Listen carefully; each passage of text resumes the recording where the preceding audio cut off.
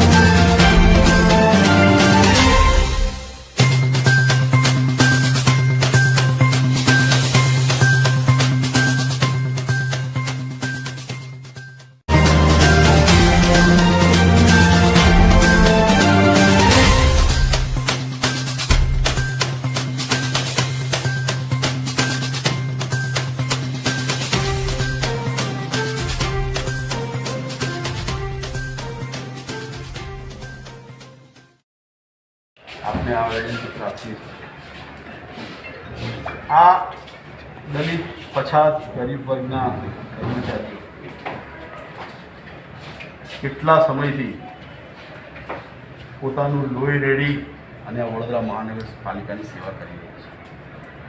12-14 વર્ષથી એમની જિંદગીના મહત્ત્વના 12-14 વર્ષ એમણે આ વડોદરા મહાનગરપાલિકામાં આપ્યા છે। એમના માટે કોઈ નિર્ણય થતો નથી। અમે આપના માધ્યમથી અમે માનનીય વડાપ્રધાન શ્રી અને રાષ્ટ્રપતિ દ્રૌપદી મુર્મુજી, આપણા મુખ્યમંત્રી શ્રી ભૂપેન્દ્રભાઈ અને વડોદરા શહેરના પ્રભારી મંત્રી અને આપણા રાજ્યપાલને આપના થકી અમે અમારી વેદના પહોંચાડવા માંગીએ છીએ। વડોદરા મહાનગરપાલિકા, વડોદરા શહેર એ તો આપણા વડાપ્રધાનની આ કર્મભૂમિ છે। આજે આ કર્મભૂમિની હાલત આવી થયેલી અમારી વિનંતી છે કે આપના માધ્યમથી અમારી આ વેદના પત્રે એમના સુધી પહોંચાડો અને આ વડોદરા શહેર માટે કંઈક થઈ શકે એની સાથે તમે કંઈક એમને રજૂઆત કરો એવી અમારી વિનંતી છે। એ સાથે આ રેલીના આપણે આયોજન કરતા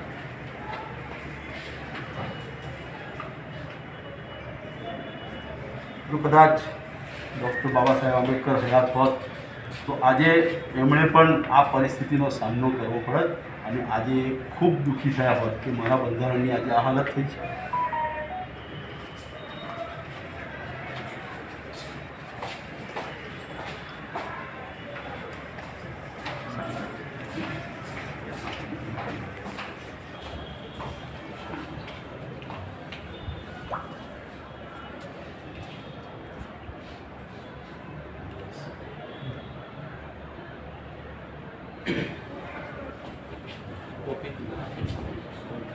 હજી બીજી 3 કોપી આપને આપીએ. લાવો ભાઈ ઓછી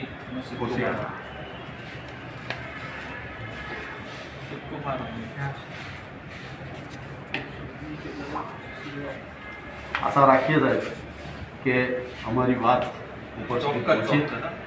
બીજી વાત એવી હતી સાહેબ, અમે 2 દિવસ પછી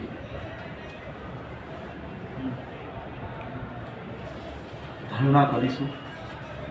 જેને 3 દિવસ પછી પણ જો કોઈ ન્યાય ના મળે, ના છૂટકે પછી અમારે હડતાલનું શસ્ત્ર ઉઠાવવું પડશે. એની પણ આપ નોંધ લેશો એવી અમને આશા ધરણા કરીશું. અને 3 દિવસ પછી પણ જો એનો કોઈ નિકાલ નહીં આવ્યો તો ના છૂટકે અમારે હડતાલનું શસ્ત્ર ઉઠાવવું પડશે. અમારો કોઈ એવો ઈરાદો નથી કે વડોદરાની જનતા હેરાન થાય. અમારા માટે અમારા કોઈ એવા પગલાંથી વડોદરાની જનતા હેરાન પણ આ ઢંઢોળ તંત્ર જે વાત નથી સાંભળતું એને ઢંઢોળવા માટે કદાચ અમારે આ શસ્ત્ર ઉઠાવવું પડે. એ વાત અમે માંગી કલેક્ટર કશુંભાઈ અનેકવાર ચર્ચા વિચારણાઓ થઈ, અનેકવાર મિટિંગો થઈ, તેમ છતાં આ ખડાકામ કરવામાં આવી રહ્યા હોય લાગી રહ્યું છે. 100% તમે સમજો કે આ કોઈ એવી મોટી વાત નથી કે જે નથી થઈ શકતી. વાત વચ્ચે મને એટલું યાદ છે કે કમિશનરશ્રીએ જાહેરાત કરી કે એન્જિનિયરોની ભરતી કરી, ફાયરની ભરતી કરી, આ તેવું. પણ સાહેબ મારું એ કહેવું છે કે તમે નીચલો સ્ટાફ કયો ભર્યો કે જે ગ્રાઉન્ડ લેવલ પર કામ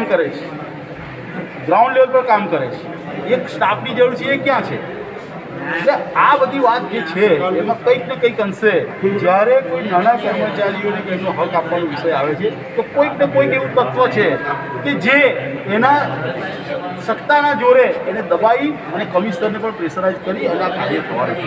ઓકે, અમારી પાસે નામો આવી ગયા છે. થોડા દિવસની અંદર જો આનું એ નહીં થાય તો અમે એ નામો આ કર્મચારી જાતે જ જાહેર કરશું.